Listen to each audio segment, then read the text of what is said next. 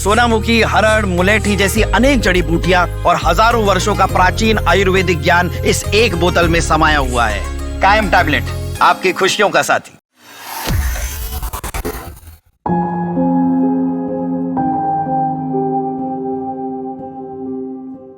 बांग्लादेश की पूर्व प्रधानमंत्री खालिदा जिया का 80 साल की उम्र में मंगलवार को निधन हो गया।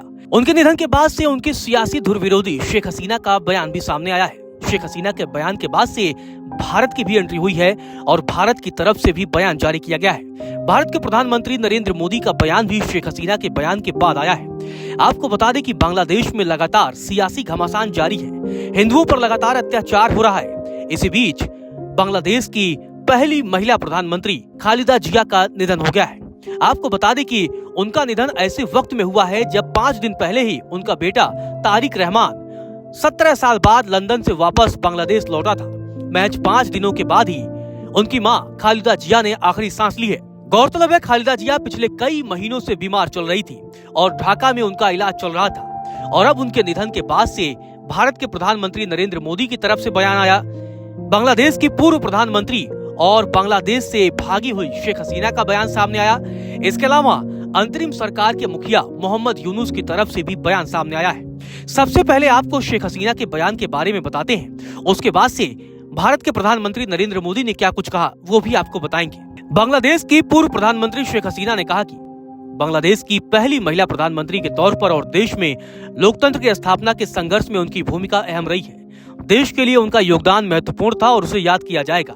खालिदा जिया का निधन बांग्लादेश की राजनीति और बांग्लादेश नेशनलिस्ट पार्टी के नेतृत्व के लिए एक बड़ी क्षति है। गौरतलब है, शेख हसीना और खालिदा जिया एक दूसरे के सियासी विरोधी रही है, लेकिन अब खालिदा जिया के निधन पर शेख हसीना की तरफ से बयान सामने आया है। वहीं भारत के प्रधानमंत्री नरेंद्र मोदी ने भी खालिदा जिया के निधन पर शोक व्यक्त किया है। भारत के प्रधानमंत्री नरेंद्र मोदी ने खालिदा जिया के साथ अपनी तस्वीरों को साझा किया और सोशल मीडिया पर लिखा कि बीएनपी प्रमुख बेगम खालिदा जिया के निधन की खबर से गहरा दुख हुआ है। उनके परिवार और बांग्लादेश के सभी लोगों के प्रति हमारी गहरी संवेदनाएं हैं। ईश्वर उनके परिवार को इस अपूरणीय क्षति को सहने की शक्ति दे।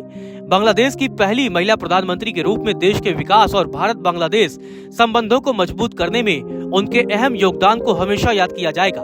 मुझे 2015 में ढाका में उनसे हुई अपनी मुलाकात याद है।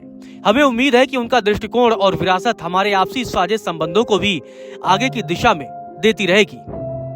वहीं खालिदा जिया के निधन पर मोहम्मद यूनुस, जो कि बांग्लादेश के अंतरिम सरकार के मुखिया हैं और मौजूदा समय में नए तानाशाह के तौर पर जाने जा रहे हैं, उनका भी बयान सामने आया है। मोहम्मद यूनुस ने कहा कि बेगम खालिदा जिया के निधन से देश ने एक महान संरक्षक को खो दिया है। उनके निधन से मैं बेहद दुखी और मर्माहत हूँ। वह सिर्फ किसी राजनीतिक दल की नेता नहीं थी, बल्कि उन्होंने बांग्लादेश के इतिहास में एक अहम अध्याय का प्रतिनिधित्व किया।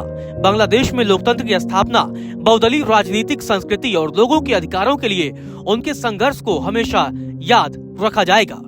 गौरतलब है, बांग्लादेश की सियासत में खालिदा जिया बेहद ही चर्चित नाम रही। खालिदा जिया 4 दशक से ज्यादा समय से बांग्लादेश की राजनीति में एक्टिव रही।